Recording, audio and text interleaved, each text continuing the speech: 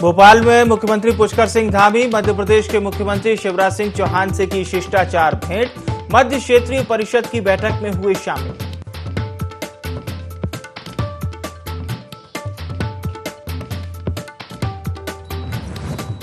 राज्यपाल गुरमीत सिंह से पूर्व राज्यपाल बेबी रानी मौर्य ने की मुलाकात। कई अहम मसलों पर दोनों के बीच हुई बातचीत। पूर्व राज्यपाल ने राजभवन में बिताए अपने अनुभव किए साझा।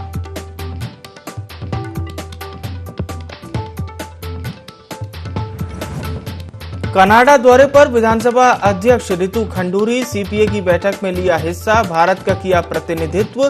असम के विधानसभा अध्यक्ष भी रहे मौजूद।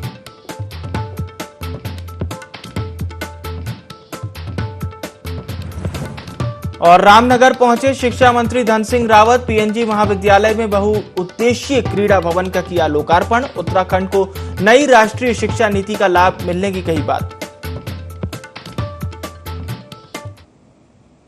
नमस्कार, देवभूमि लाइव में आप सभी का बहुत स्वागत है। मैं हूं विवेक पांडे आपके साथ। बुलेटिन की शुरुआत करते हैं। राज्यपाल लेफ्टिनेंट जनरल गुरमीत सिंह से राजभवन में पूर्व राज्यपाल और उत्तर प्रदेश की कैबिनेट मंत्री बेबी रानी मौर्य ने मुलाकात की। इस दौरान बेबी रानी मौर्य ने राजभवन में बिताए अपने अनुभव साझा किए। उन्होंने राजभवन के अधिकारियों कर्मचारियों की कुशल क्षेम भी पूछी। इस दौरान प्रथम महिला गुरमीत कौर भी उपस्थित रहीं।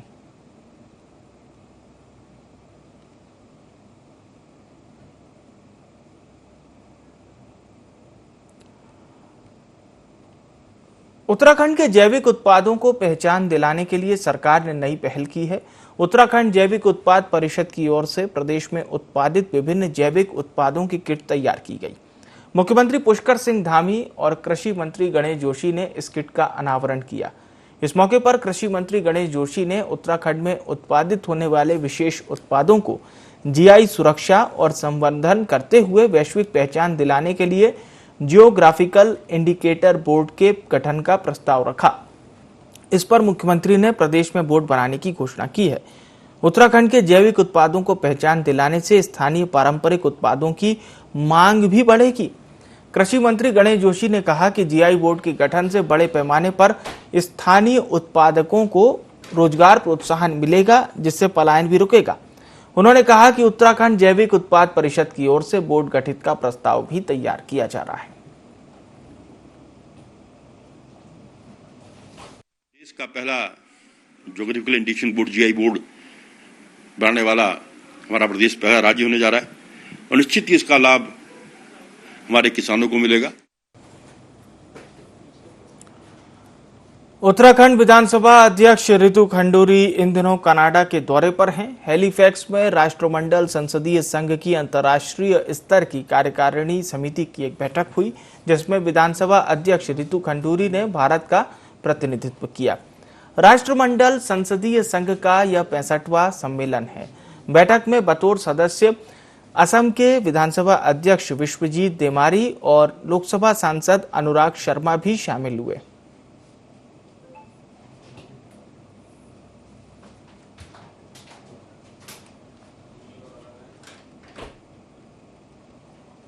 शिक्षा मंत्री धन सिंह रावत रामनगर पहुंचे, जहां उन्होंने पीएनजी महाविद्यालय में बहुउद्देशीय क्रीड़ा भवन का लोकार्पण किया।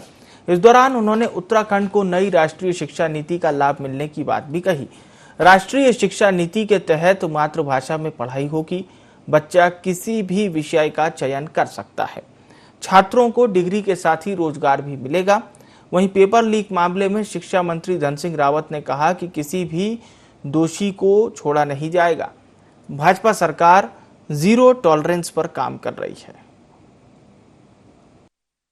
हमारा जो रामनगर का पीजी कॉलेज है, इस कॉलेज में हमने बहुत दिनों से बहुउद्देशीय हॉल की डिमांड थी, वो अब हमारी सरकार की तरफ से आज पूरा हो गया है। यहाँ की बाउंड्री वाल भी पूरी बन गई है। यहाँ जो जो कमियाँ थी कॉलेज में, वो भी हम लोग पूरी कर रहे हैं। और मैं अपने विधायक जी का धन्यवाद दे रहा हूँ कि वो हमेशा इस कॉलेज के लिए चिंतित रहते हैं। हमेशा जो है वो छात्रों के डिमांड के लिए मेरे से बात भी करते रहते हैं, मुख्यमंत्री से भी बात करते हैं। और मैं कह सकता हूँ कि रामनगर डिग्री कॉलेज की कोई भी दिक्कत होगी तो निश्चित हम उसको पूरा करेंगे। कल से सोशल मीडिया पर एक वीडियो वायरल हो रहा है जिसमें उप जिलाधिकारी पौड़ी आकाश जोशी एक कांग्रेस कार्यकर्ता के साथ अभद्रता करते दिखाई दे रहे हैं। दरअसल ये मामला 20 अगस्त की रात पौड़ी तहसील का है, जहां कांग्रेस कार्यकर्ता नितिन बिष्ट प्रमाण पत्रों की देरी और अव्यवस्थाओं को लेकर तहसील पहुंचा था, जहां उप जिलाधिकारी आकाश जोशी से उसकी कहासुनी हो गई। बस फिर क्या था, एसडीएम साहब ने कार्यकर्ता को मारने तक की धमकी दे डाली, जिसके बाद से कांग्रेस कार्यकर्ताओं का जगह जगह विरोध देखने को मिल रहा है। कोटद्वार में भी कांग्रेस कार्यकर्ताओं ने उप जिलाधिकारी पौड़ी आकाश जोशी के निलंबन की मांग करते हुए उनका पुतला फूंका।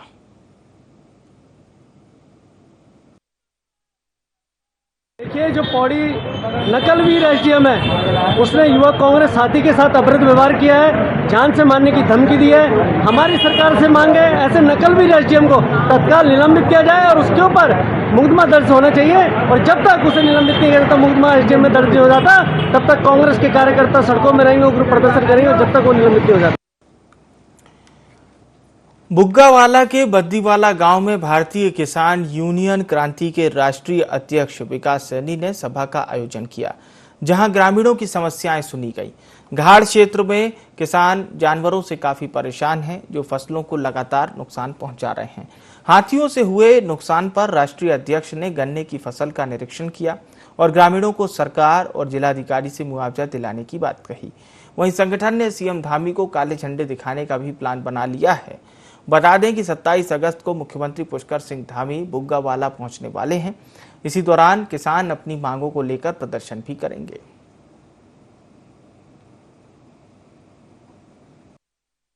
कौन होगा इन काश्तकारों की फसल का जिम्मेदार? कौन होगा? मैं ये बताऊं। जो सरकार करने वाली है वही नहीं कर सकती तो करेगा कौन? हमने कितनी बार मतलब इन फॉरेस्ट वालों को कह दिया, लेकिन इनकी सिर पर कोई यूं नहीं सड़ाती। बताओ क्या करे किसान? इसकी तमाम फसल को तो हाथी और वगैरह जानवर खा जाते हैं। ये कहाँ जाएंगे? एक इकबालपुर मील का 3 साल का गन्ने का पैसा बकाया रह रहा, उसे कौन देगा भाई? आज बद्दीवाला बुग्गावाला के एरिया के किसान इतने परेशान हैं कि जंगली हाथियों ने, जंगली जानवरों ने फसलों का नाश किया पड़ा रखा बिल्कुल ही। एक टाइम वो आएगा कि ये लोग फसलें करनी बंद कर देंगे और सिर्फ पेड़ उगाएंगे और गांव के लोग बाहर निकलना बंद हो जाएगा। गांव के लोगों का प्रशासन की पूरी लापरवाही है इसमें, हर मामले में प्रशासन की बिजली विभाग की पूरी लापरवाही है। खेतों में खंबे खड़े हैं, कहीं नुकसान हो रहा है तो कहते हैं खंबा यहाँ से उठाओ, तो उसका उखाड़ने के पैसे दो पहले, तब जाके वहां से उखड़ेगा वो, नहीं तो खंबा नहीं उखड़ता वहां से। वो हमारे से पूछ के लगाया था खंबा उन्होंने, वो हमें कौन सा उसका किराया दे रहे खंबे का, वो हमें कौन सा मुआवजा दिया उन्होंने खंबे का? मोल ले ली जमीन उन्होंने, बिजली डिपार्टमेंट ने। वो हमने तो सिर्फ यहाँ पे रुकावट करनी है जंगली जानवरों की, और रुकावट 1 महीने के अंदर अंदर सरकार ने नहीं की तो हम धरना देंगे और मुख्यमंत्री के आवास घेरेंगे, डीएफओ के कार्यालय को घेरेंगे, डीआरटी कार्यालय को घेरेंगे, इनको बंद कराएंगे। जिस तरह से बुग्गावाला और बद्दीवाला ये क्षेत्र पहले ही पिछड़ा हुआ क्षेत्र है और आज सरकार ने बिल्कुल इस क्षेत्र के प्रति आंख मीच रखी। बिल्कुल भाई, जिस तरह से आदमी किसान पता नहीं कैसे कैसे अपनी फसलों में खाद पानी बीज का इंतजाम करके कर्जा लेकर क्रेडिट कार्ड निकाल कर अपनी फसल बोएगा, उस फसल को वन विकास निगम के अधिकारी बिल्कुल पूरी तरह से सोए हुए हैं, उस फसल को हाथी और ये जानवर खा जा। तो इनकी जो ये इतनी मोटी मोटी तनख्वाहें ले रहे राजा जी नेशनल पार्क वाले अधिकारी कर्मचारी, वन विकास निगम के कर्मचारी पदाधिकारी, ये सब जो इतनी मोटी मोटी तनख्वाहें ले रहे कह के लिए ले रही। बिजली विभाग भी पूरी तरह से उत्पीड़न कर रहा है। ये बेचारे कहाँ से बिल देंगे? 4-4 हजार पर 2-2 हजार पर इनके कनेक्शन काट रहे बिजली के, तो ये बिल कहाँ से देंगे लोग जब इनकी फसलें ही उजड़ रही सारी।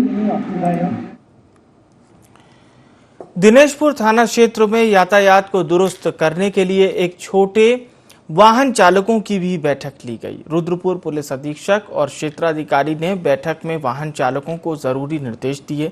किसी भी वाहन में कोई ओवरलोडिंग नहीं करने की सख्त हिदायत दी गई। वहीं शनिवार को बाजार में किसी भी टुक टुक मैजिक ऑटो के प्रवेश पर प्रतिबंध लगाया गया। सभी यूनियन अध्यक्षों ने नियमों के पालन पर हामी भरी। ये टुक टुक और मैजिक टेम्पू सभी के जो पदाधिकारी थे उनको मेरे द्वारा बुलाया गया और उनकी मीटिंग ली गई। तो सभी के लिए जो अलग अलग दिशा निर्देश थे वो सभी को दिए गए।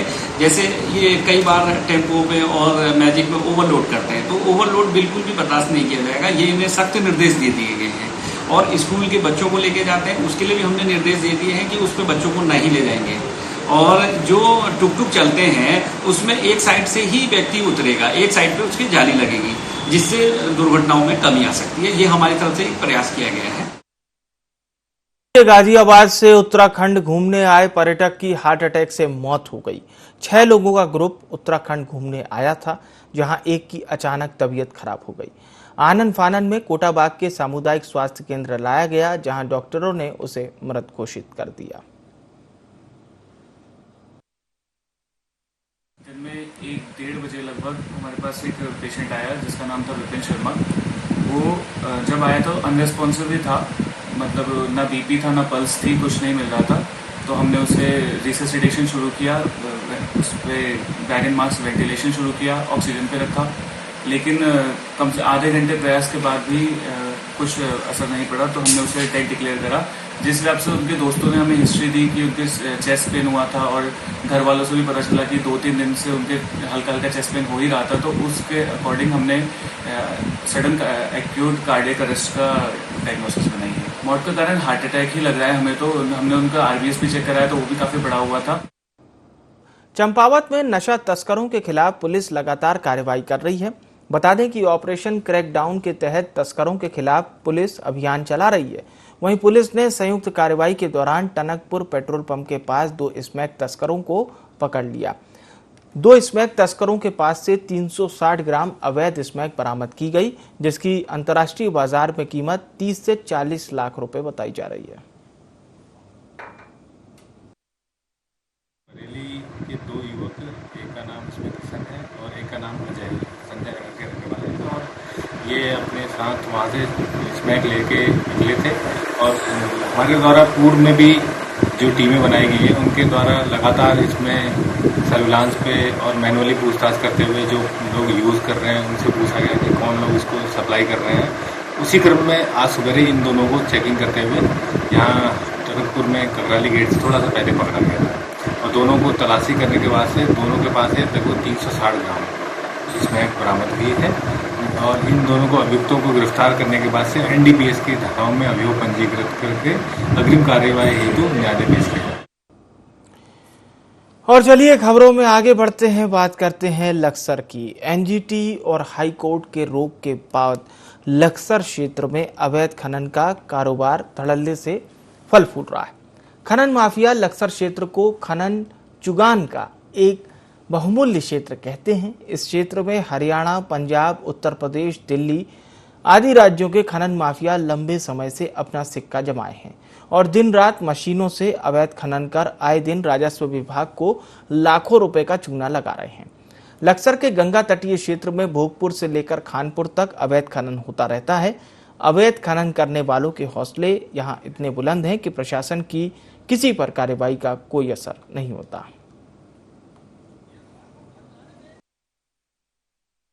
अवैध खनन की शिकायत पाई गई थी, जिसमें ये बताया गया था कि जेसीबी मशीनों से अवैध खनन हो रहा है।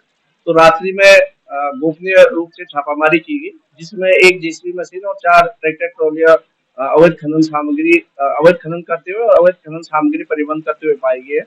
उनको सीज किया गया और उसमें नियमानुसार अग्रिम कार्रवाई की। लालकुआं में पदस्थ नवनियुक्त पुलिस क्षेत्राधिकारी अभिनय चौधरी ने कोतवाली परिसर में क्षेत्र के नागरिकों के साथ बैठक आयोजित की। इस बैठक में पुलिस क्षेत्राधिकारी ने वहां के नागरिकों के साथ मुलाकात कर क्षेत्र की समस्याओं की जानकारी लेते हुए समस्याओं के समाधान को लेकर भी सुझाव लिए। साथ ही नशाखोरी पर रोक लगाए जाने से संबंधित अधिकारियों को निर्देश दिए।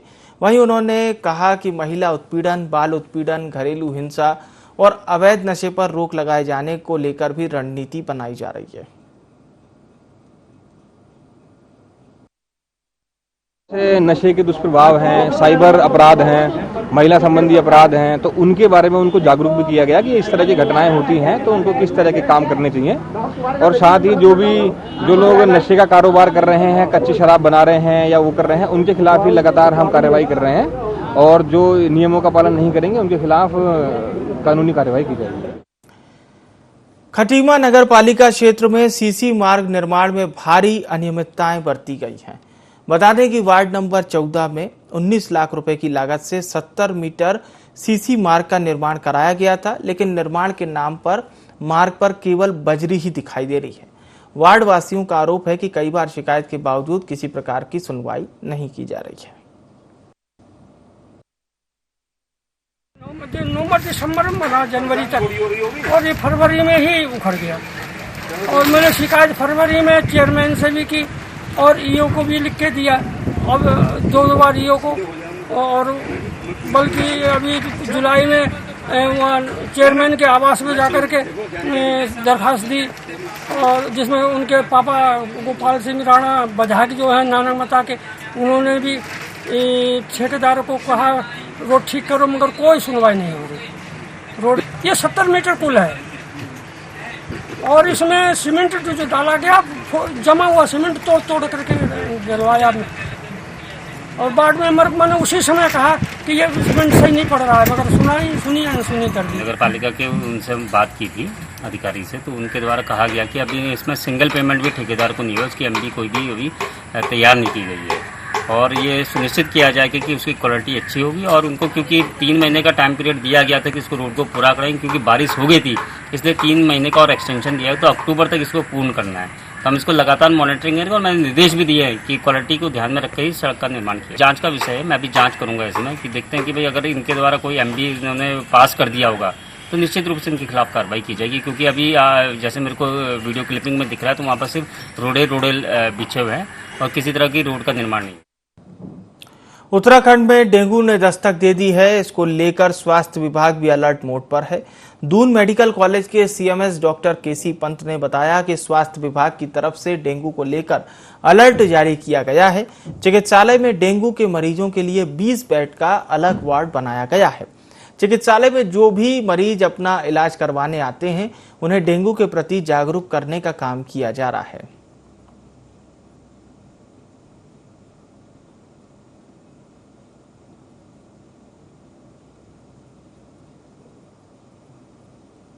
उत्तराखंड के लक्सर में लंपी रोग का प्रकोप बढ़ गया है। ये बीमारी ग्रामीण क्षेत्रों में पशुओं की जान ले रही है।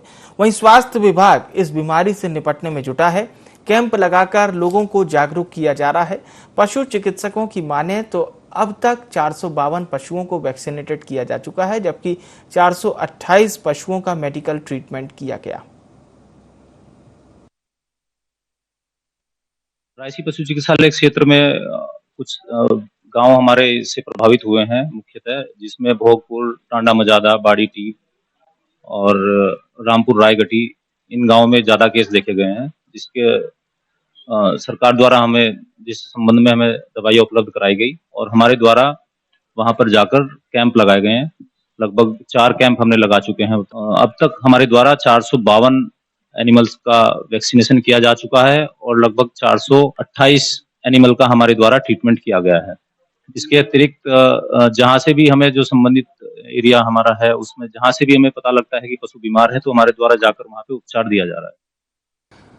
हरिद्वार में ओएनजीसी के सीएसआर मद ने सीवर क्लीनिंग करने वाली संस्था को बंडीकूट मैनहोल क्लीनिंग रोबोट गिफ्ट किया।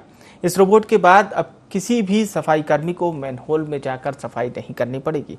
इसे लेकर मुख्य विकास अधिकारी ने बताया कि बारिश में अक्सर मैनहोल बाधित होने के कारण सफाई कर्मियों को इसके अंदर भी जाना पड़ता था। इससे कई बार दुर्घटना का भय बना रहता है, लेकिन अब इस रोबोट की मदद से यह काम आधुनिक तकनीक का इस्तेमाल करके किया जाएगा। इंसान खुद ही साफ करता है, तो ये जो प्रथा है या फिर ये जो हमारा नेसेसरी रिक्वायरमेंट होता है, नेसेसरी ईवल होता है, इसको खत्म करने के लिए हमने इस मशीन को प्रोक्योर किया है।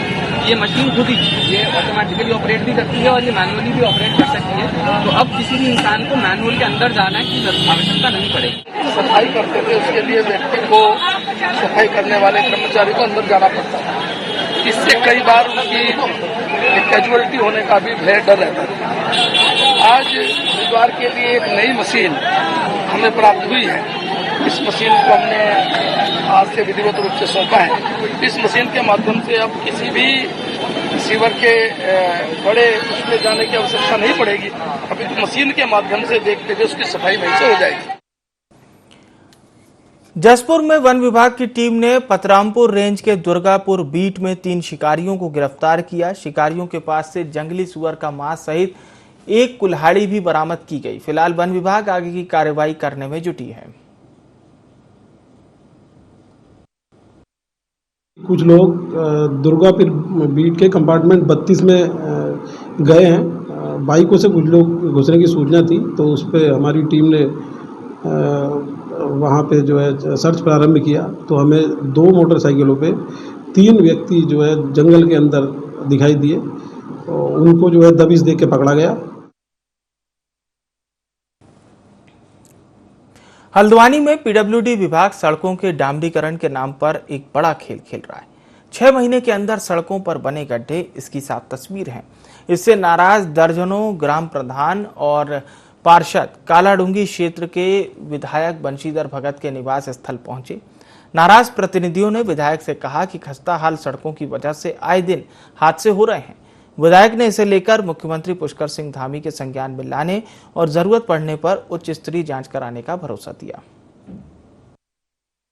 उत्तराखंड सरकार द्वारा क्षेत्र में लगातार आदरणीय हमारे विधायक बंशीधर भगत जी के प्रयासों से ग्रामीण क्षेत्रों में और अपना जो नगर निगम का नवनिर्मित क्षेत्र है उसमें सड़कें बन रही हैं, लेकिन कुछ शिकायतें लगातार काफ़ी दिनों से हम लोगों को भी और जनप्रतिनिधि लोगों को भी, जनप्रतिनिधि भी हमसे भी कहते हैं कि भाई हमारी रोडें जो हैं जो बनी हैं और एकदम उखड़ जा रही हैं। तो हमने उसका संज्ञान लेकर माननीय विधायक जी को भी एक ज्ञापन बना रहे हैं सभी लोगों के। उसमें हम लोग हस्ताक्षर करवा के अभी कुछ दिनों में 1-2 दिन में हम उनको माननीय मुख्यमंत्री जी के नाम पर हम ये ज्ञापन देने वाले हैं, जिसकी जांच कराकर हमारा ये मानना है कि उसकी गुणवत्ता की जांच कर माननीय मुख्यमंत्री उस पर संज्ञान लेकर अधिकारियों के खिलाफ और निर्माण एजेंसी के खिलाफ कुछ कार्रवाई करेंगे, ऐसा हमारा ज्ञापन में लिखा गया। ग्रामीणों का आज ज्ञापन बन रहा है, अभी दिया नहीं, मुझे भी औरों के दस्तखत होने हैं। आज इतने ग्राम प्रधान यहाँ आए थे, इन लोगों का यही कहना है कि पहले 7 साल में सड़क की रिपेयरिंग होती थी,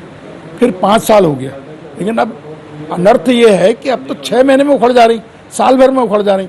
इसके लिए हम चाहते हैं कि अगर ये ज्ञापन देते हैं कल को परसों को, तो फिर हम मुख्यमंत्री से ज्ञापन देके एक बड़ी एजेंसी से इसकी जांच कराएंगे।